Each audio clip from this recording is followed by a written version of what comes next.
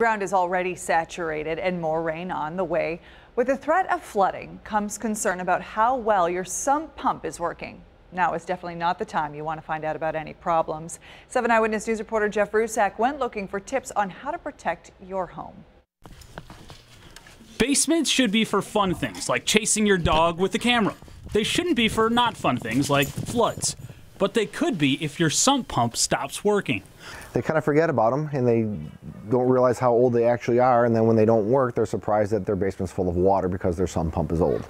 This is Fred Clavo. He's the owner of Freddy's Plumbing. His company gets calls for sump pumps 2 to 3 times a week.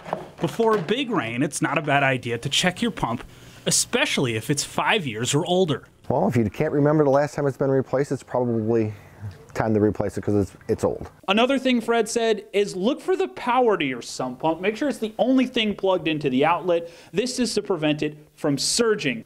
Another big thing, backups. A backup battery is good, but Fred says a self-sustaining water-powered backup is best. They're a little bit more reliable than a battery-operated pump. As long as you have water pressure inside the house, the pump will continue to work, where a battery-operated sump pump is only going to last as good as the battery. This will cost you a little bit, but would be far less expensive than the cost that would come with a flooded basement. Because after all, basements are for fun things, like chasing your dog. In my basement, Jeff Rusak, 7 Eyewitness News.